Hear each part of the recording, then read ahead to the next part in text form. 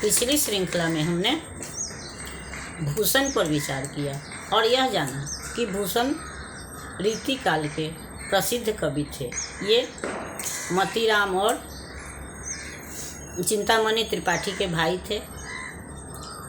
ये रीतिकाल में रहते हुए भी ये दरबारी कवि थे, लेकिन इन्होंने सुंदरियों का गुणगान नहीं किया है, न राजाओं का, बल्कि इन्होंने राजाओं के शौर्य का वर्णन किया है, उनके ओज का वर्णन किया है। इनकी रचनाओं में राष्ट्रीयता, देश प्रेम कूट कूट कर भरा हुआ है और जिसकी झलक हम इनके प्रस्तुत पद में देख सकते हैं। यहाँ पर इन्होंने एक शिवाजी के लिए अनेक उपमाएँ दी हैं। इनको इन्होंने राम से, परशुराम से, कृष्ण से, दावानल से, बड़वानल से, सिंह से, चीता से, सूर्य से उपमा दी है। इस तरह से यहाँ पर मालोपमा अलंकार भी है।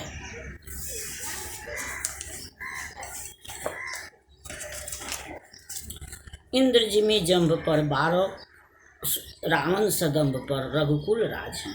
यहाँ पर वो शिवाजी के शौर्य का वर्णन करते हुए, उनके युद्ध कला का, उनके कला कौशल का वर्णन करते हुए या युद्ध की स्थिति का वर्णन करते हुए यह बताते हैं कि इंद्र जिस तरह से यमराज पर भारी हैं और बड़वानल, जंगल पानी में लगने वाले आग को हम बड़वानल कहते हैं और जंगल में लगने वाले आग को दावानल कहते हैं। आग 3 तरह का होता है, बड़वानल, दावानल और जठरानल।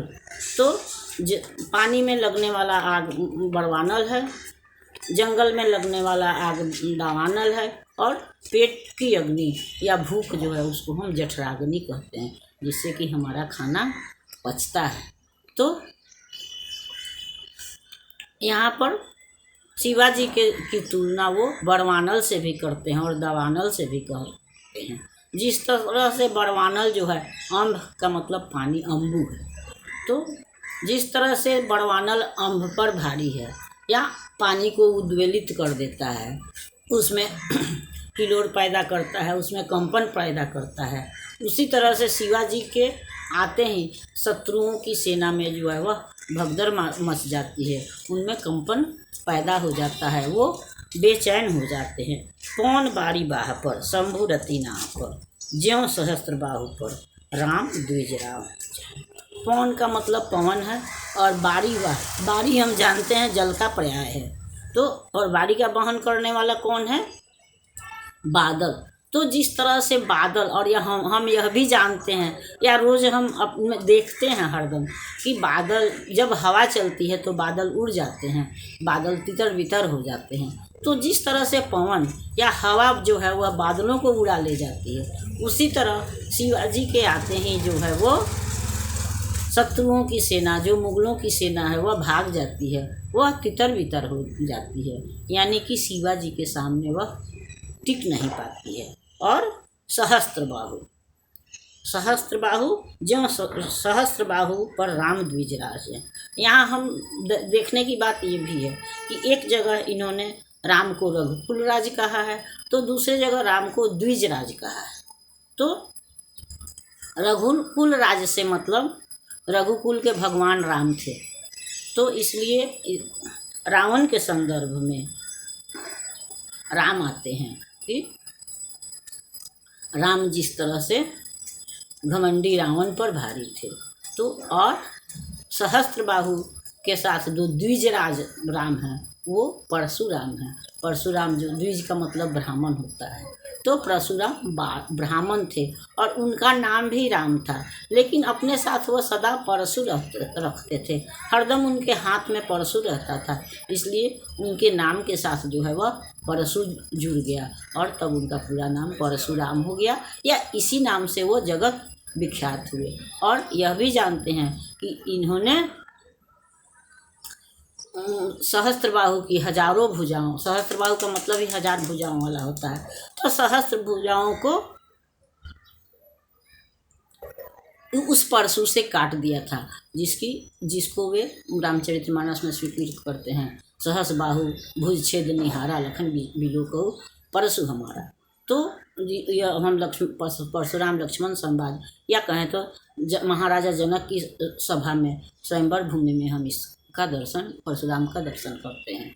तो उन्होंने जिस तरह से सहस बाहु के हजारों भुजाओं को छेद दिया था या उसको विच्छिन्न कर दिया था, काट के हटा दिया था, उसी तरह से जो है वह परशुराम जो है वह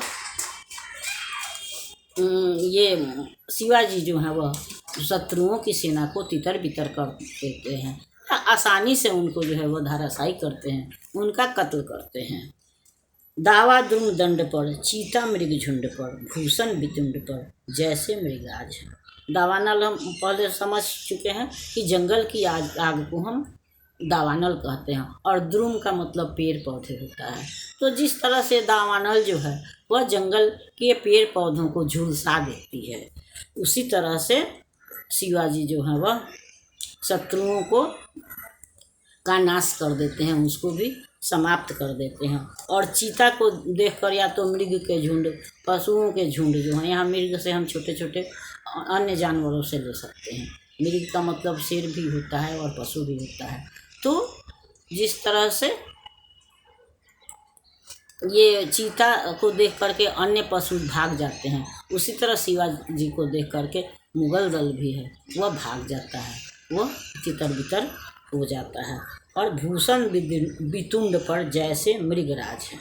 तो मृगराज का मतलब वही हो गया कि मृगराज पशु और मृगों का राजा जो है वह सिंह है। तो वितुंड का मतलब हाथी है। तो जिस तरह से चीता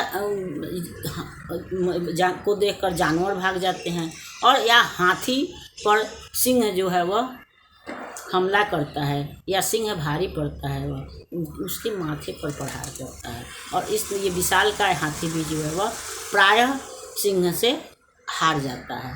तो उसी तरह से वो मुगल भी हैं वह शिवाजी के सामने नहीं टिक पाते हैं, या उनका जो है वह मनोबल जो है वह शिवाजी को देखते ही समाप्त हो जाता है।